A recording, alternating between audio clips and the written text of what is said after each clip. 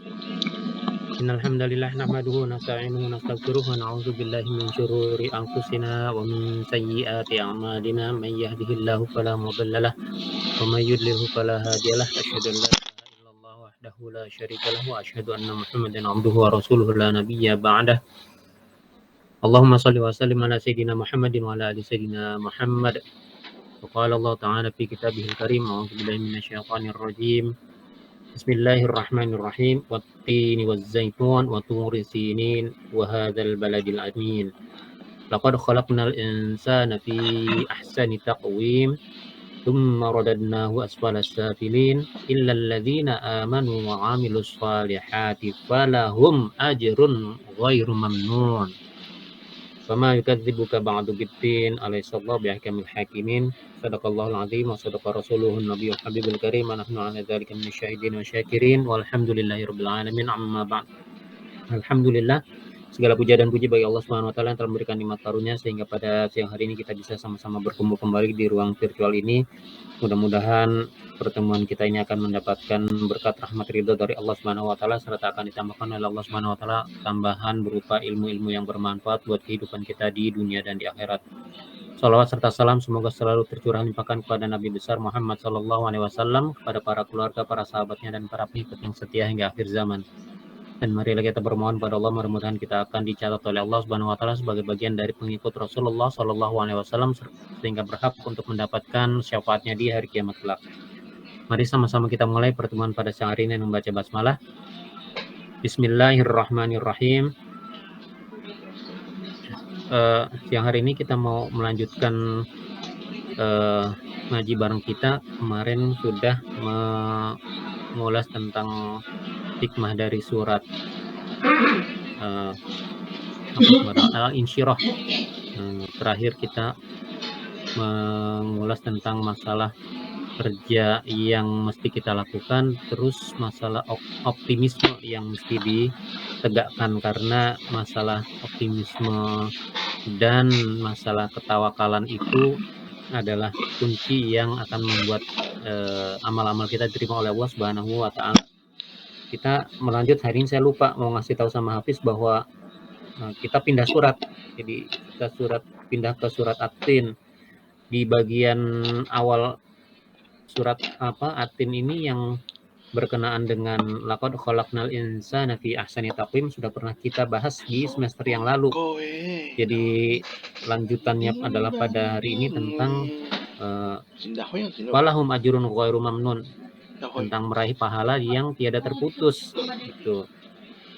Jadi pada semester yang lalu kita udah belajar tentang berbagai macam keistimewaan, berbagai macam modal yang telah diberikan oleh Allah Subhanahu wa taala kepada kita sebagai manusia yang telah diciptakan dalam bentuk yang sebaik-baiknya, yang sesempurna-sempurnanya, sehingga kita bisa menjalankan misi kehidupan kita di dunia ini untuk menyembah Allah Subhanahu wa taala. Nah, karena kita memiliki misi yang demikian besar, Allah memberikan kedudukan yang tinggi, memberikan kemuliaan kepada manusia yang berhasil menjalankan misi tersebut. Akan tetapi di sebaliknya ada ancamannya, yaitu bahwa buat manusia-manusia yang tidak mau menjalankan misi tersebut, fungsi-fungsi yang seharusnya dijalankan ditinggalkan, malah fungsi-fungsi yang seharusnya ditinggalkan malah dikerjakan. Itu akan ada ancamannya, yaitu bahwa mereka itu akan dijerumuskan ke dalam jurang kehinaan, kebinasaan, dan kesengsaraan yang terdalam. Ini merupakan hukum umum, jadi sudah terjadi di semua kurun waktu. Itu ada orang-orang yang sudah dijadikan dalam kejadian yang terbaik, ahsani taqwim, akan tetapi mereka tidak mempergunakan modal-modal yang telah diberikan oleh Allah Subhanahu wa taala itu untuk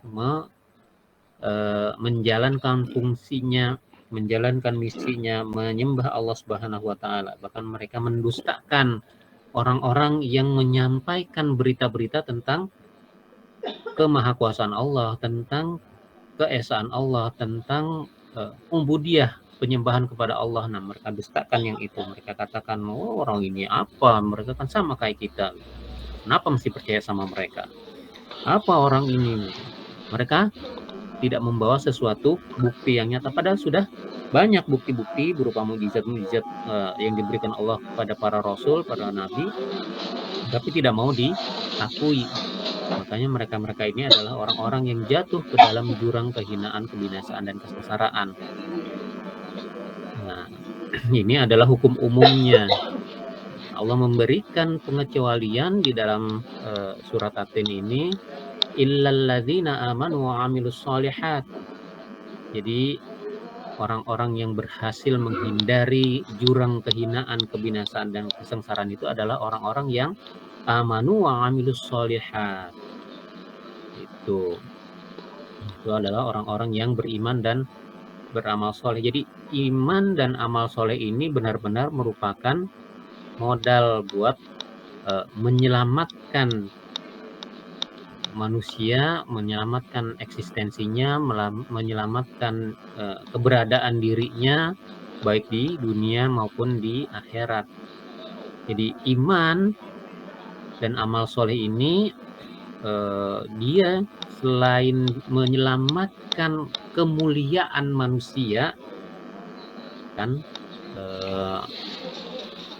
tadi kan sudah dibilang waktu di awal kan ahsani taqwim itu kan kedudukan yang ciptaan yang terbaik yang sudah diberikan oleh Allah SWT itu bisa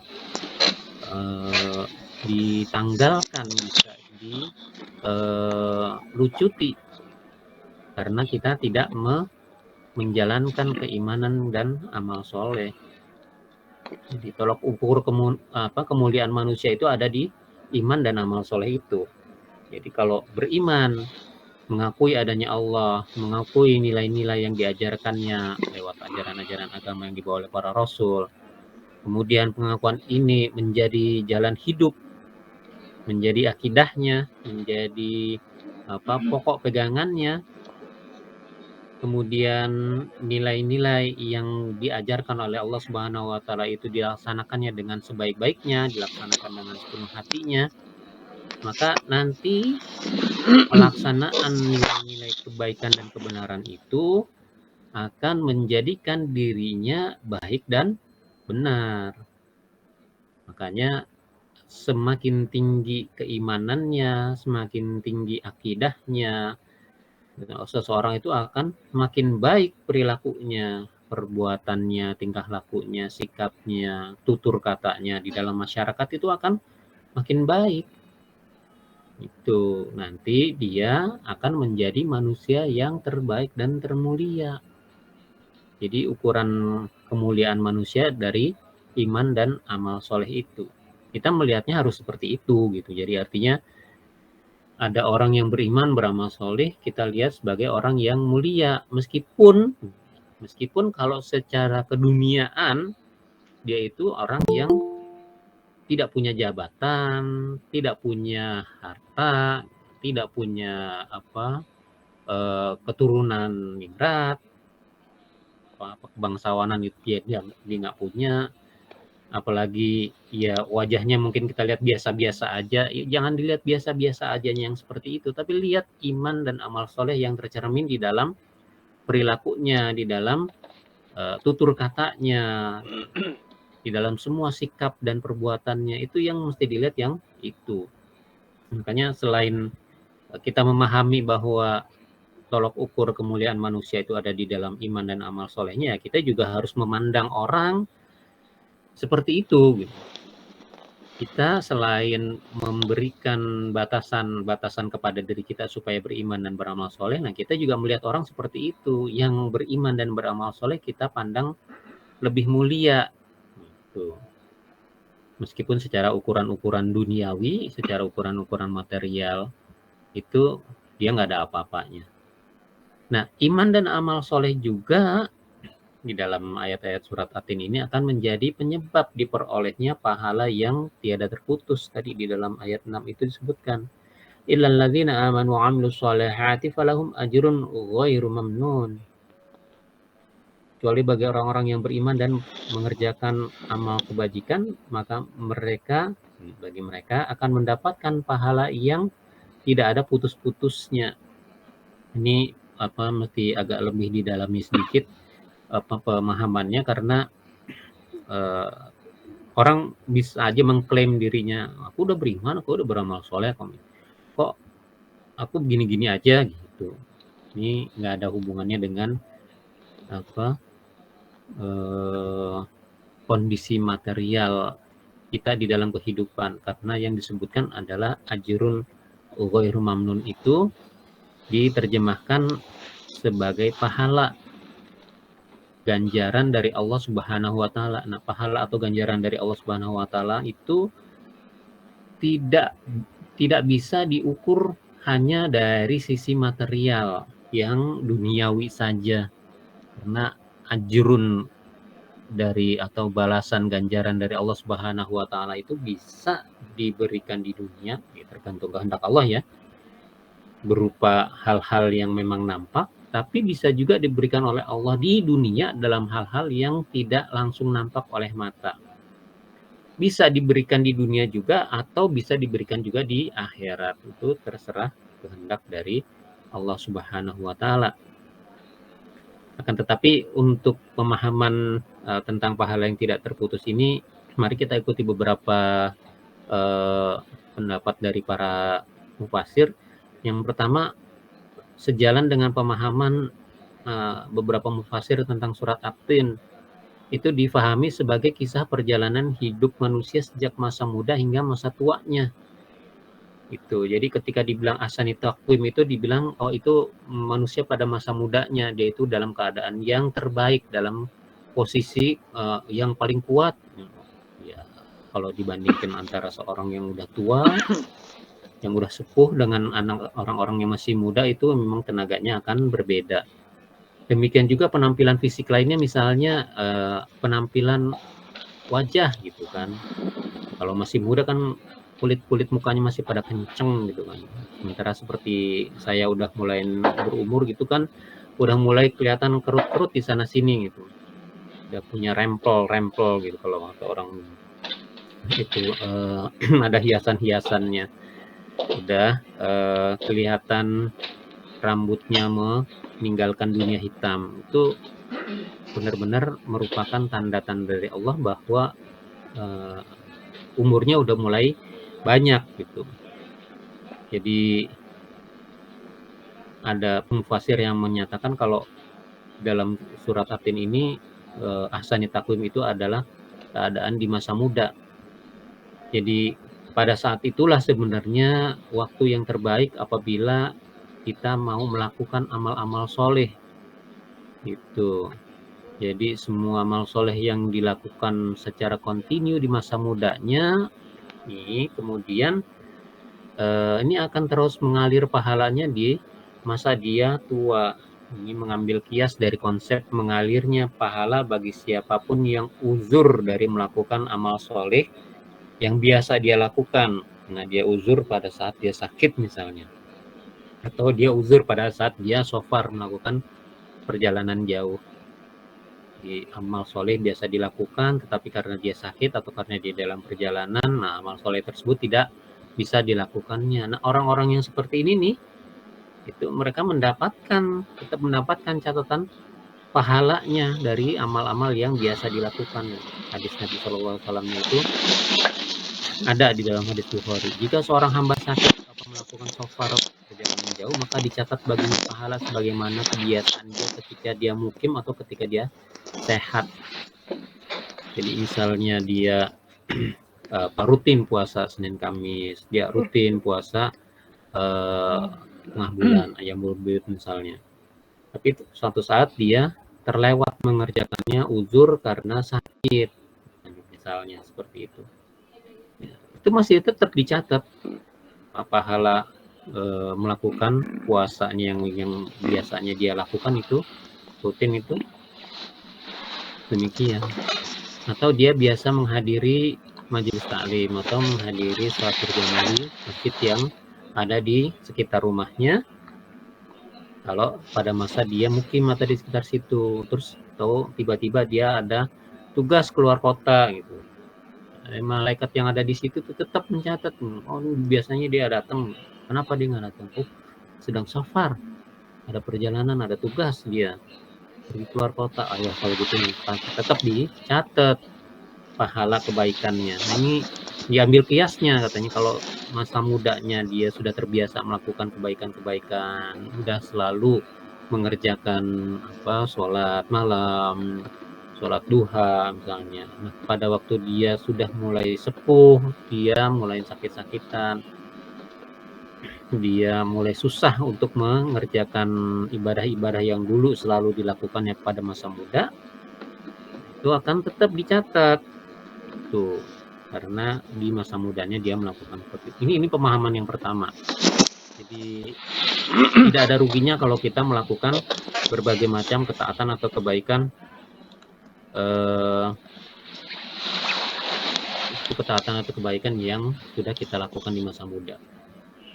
Kalau ada ini pertanyaannya, bukan seperti ini ya contohnya ya. Kalau kan tadi contohnya kalau sakit atau dalam perjalanan jauh, artinya uzurnya itu sementara. Kalau kita pindah rumah itu uzurnya bukan sementara gitu. Kita pindah mukim, bukan, kita mesti mulai kebiasaan baru karena di tempat kita yang baru gitu. Jadi kebiasaan yang lama ya tetap itu memang sudah tercatat. Nah, di tempat yang baru kita harus bikin kebiasaan yang baru. Kalau misalnya di tempat yang lama tiap malam Jumat nih ada pengajiannya, saya ikut gitu. Akan tetapi begitu kita pindah rumah nggak ada nih pengajian malam Jumat, cari kebiasaan yang baru yang kira-kira setara gitu. Kalau memang malam Jumat biasanya kita ngaji di situ, tapi tempat kita yang baru itu nggak ada, ya coba usul sama DKM-nya supaya bikin. Biasanya sih kalau malam Jumat ada ya. Atau kalau memang tidak bisa, cari yang kegiatan lain yang kira-kira misal bisa kita baca Quran di masjid misalnya, baca Al-Kahfi atau baca Yasin, itu udah memulai kebiasaan baru yang baik. Jadi uzur yang tadi itu adalah uzur yang sementara, bukan uzur yang menetap. Jadi kalau pindah rumah atau kita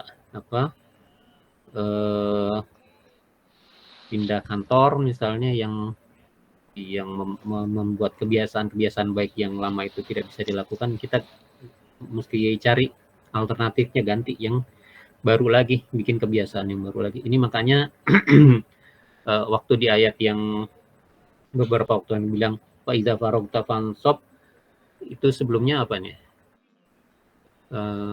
Al-Masyru'an. Pokoknya sesudah kita melakukan sesuatu kegiatan, selesai bikin kegiatan yang baru, itu mengerjakan aktivitas yang baru, itu intinya adalah seperti itu gitu. Jangan berhenti dari melakukan kebaikan. Kita udah pindah rumah, kebaikan yang lama kebaikan kita di rumah yang lama nggak bisa dikerjakan, ya terus kita berhenti, ya nggak boleh. Jangan berhenti di situ, mesti bikin kebiasaan baru yang baik atau bahkan bisa lebih baik. Makanya salah satu anjuran sewaktu di dalam Islam waktu kita pindah rumah itu, cari tetangganya dulu. Itu lihat dulu tetangganya kayak gimana. Kalau maksudnya tetangganya itu ya selain tetangga rumah, ya tetangga tempat masjid nanti kita akan berkegiatan, mesti dilihat juga bagaimana kegiatannya gitu. Kalau memang itu tidak mendukung kita untuk mengerjakan kebaikan-kebaikan, ya lebih baik dicari tempat lain yang lingkungannya lebih kondusif buat kita melakukan kebaikan-kebaikan itu. Jadi ini perkaranya adalah perkara kalau kita melakukan sesuatu kegiatan kebaikan yang sudah mudawamah, pahalanya akan terus mengalir meskipun kita sakit atau kita sedang dalam perjalanan jauh.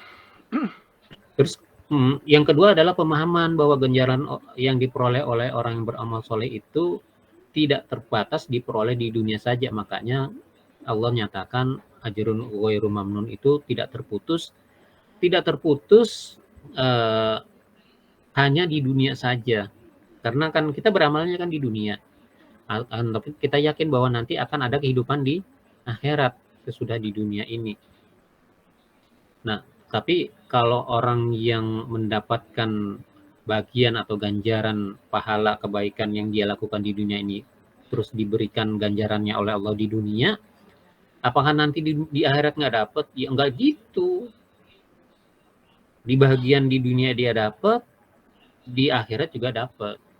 Dalam surat Ali Imran Allah berfirman, "A'udzubillahi minasyaitonir rajim, fa'atahumullahu thawabad dunya wa husna thawabil akhirah. Wallahu yuhibbul muhsinin." Allah memberikan kepada mereka pahala di dunia dan pahala yang baik di akhirat. Itu, dan Allah menyukai orang-orang yang berbuat kebaikan. Jadi double gitu.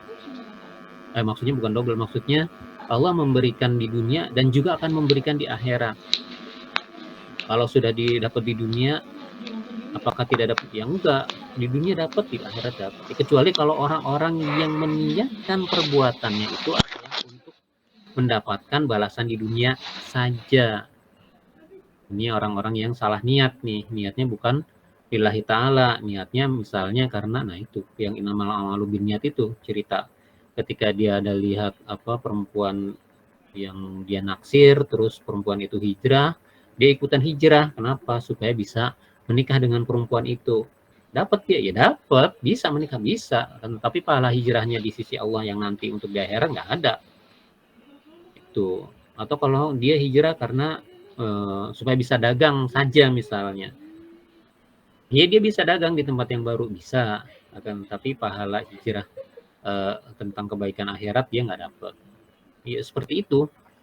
Makanya jangan salah niat ketika Allah Subhanahu wa taala menyatakan iman dan amal soleh, maksudnya amal soleh itu adalah yang didasari oleh landasan iman, yang waktu dia beramal soleh itu lillahi ta'ala, udah menyatakan keikhlasannya. Makanya kemarin kan waktu kita belajar tentang tawakal itu mesti dijaga keikhlasan sewaktu melakukan aktivitas, keikhlasan sesudah melakukan aktivitas itu tetap juga mesti dijaga. Supaya apa? Supaya ajrun ghairu mamnunnya ini nggak lepas. Jadi balasan-balasan untuk amal-amal soleh yang sudah kita lakukan nggak lepas, tetap akan kita dapat di dunia maupun di akhirat. Nah, sehubungan dengan surat yang ayat yang tadi Ali Imran ayat 148 bahwa Allah akan memberikan pahala di dunia dan pahala di akhirat, ada mufassir Syekh Profesor Dr. Wahbah Az-Zuhaili mengatakan, karena kesungguhan dan kesabaran mereka, maka Allah akan memberikan kepada mereka pahala di dunia berupa pertolongan dan ghanimah, dan pahala yang baik di akhirat yaitu surga dan berbagai macam kenikmatannya. Ini kan udah kejadian gitu di dalam sejarah Rasulullah SAW. Ketika misalnya terjadi perang Badar, orang-orang yang berangkat untuk perang Badar itu kan tadinya mereka nggak tahu bahwa mereka akan berperang. Mereka kan tadinya mau menyergap kafilah dagang gitu kan, tapi ketika Allah menyatakan bahwa mereka harus pergi berperang, ya mereka siap. Itu adalah amal kebaikan mereka yang berdasarkan iman. Ketika mereka melakukannya berdasarkan iman, amal soleh itu kemudian diberikan ganjaran di dunia berupa pertolongan dari Allah supaya mereka memenangkan pertempuran itu dan mereka mendapatkan ghanimah, harta rampasan perang yang banyak. Itu pertolongan di dunia. Sementara pahala untuk mereka sudah pahala untuk mereka di akhirat itu sudah menanti. Para pahlawan Badar itu sudah tidak diragukan lagi tingkat keimanannya. Insya Allah mereka akan masuk surga tuh. Jadi udah lebih mudah buat mereka.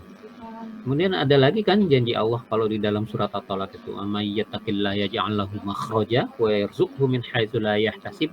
Itu berlaku untuk kehidupan di dunia. Siapa yang bertakwa kepada Allah, niscaya dia akan membukakan jalan keluar. Wa yarzuqhu min haitsu la yahtasib, karena akan diberikan rezeki dari arah yang tidak diduga-duga. Itu untuk kehidupan dunia. Itu. Jadi ketika kita beriman dan beramal soleh, pahala atau bagian di dunia akan dapat, dan pahala atau bagian di akhirat juga akan dapat. Itu pemahaman yang berikutnya tentang pahala yang tidak terputus. Jadi ada dua macam tadi tentang kehidupan di dunia, dari muda sudah melakukan amal soleh berdasarkan keimanan, nanti di akhir hayatnya, di hari tuanya dia masih tetap mendapatkan bagian dari amal-amal yang istiqomah dilakukannya di masa mudanya. Kemudian juga buat orang-orang yang beriman dan beramal soleh, selain dapat bahagian pahala, kebaikan, balasan dari Allah di dunia, juga akan mendapatkan bagian dari kebaikan di akhirat berupa surga dan berbagai macam kenikmatan yang dijanjikan oleh Allah Subhanahu wa taala. Ini beberapa pemahaman yang berkaitan dengan ajrun ghairu mamnun, balasan dari Allah berupa pahala yang tidak terputus. Nanti insya Allah ada beberapa catatan untuk hal-hal yang kita sampaikan pada hari ini, tapi barangkali di yang berikut berikut hari apa sih sekarang, hari Kamis ya, berarti hari Senin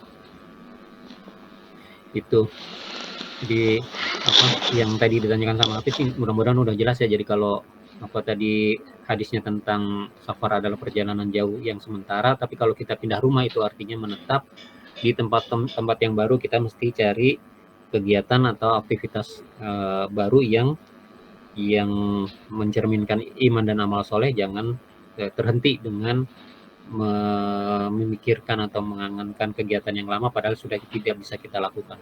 Cari kegiatan kebiasaan baik yang baru. Mudah-mudahan yang sedikit ini bisa bermanfaat buat kita semuanya. Mudah-mudahan Allah akan tambahkan untuk kita ilmu-ilmu yang bermanfaat buat kehidupan kita di dunia dan di akhirat. Untuk pertemuan pada siang hari ini, mari kita sama-sama akhiri dengan membaca hamdalah. Alhamdulillahirabbil alamin. Apabila ada yang benar maka itu datangnya dari Allah Subhanahu wa taala, apabila ada yang salah maka itu datangnya dari kesalahan saya pribadi. Saya mohon ampun pada Allah, saya mohon maaf pada teman-teman semuanya. Mari kita akhiri pertemuan pada siang hari ini dengan sama-sama membaca doa kafaratul majelis. Mudah-mudahan pertemuan kita akan menjadi pertemuan yang diberkati dan dirahmati oleh Allah Subhanahu wa taala, dan perpisahan kita nanti akan menjadi perpisahan yang diampuni oleh Allah Subhanahu wa taala. Subhanakallahumma wa bihamdika asyhadu an la ilaha illa anta astaghfiruka wa atubu ilaik. Dari saya cukup sekian. Wassalamualaikum warahmatullahi wabarakatuh. Waalaikumsalam warahmatullahi wabarakatuh. Apa?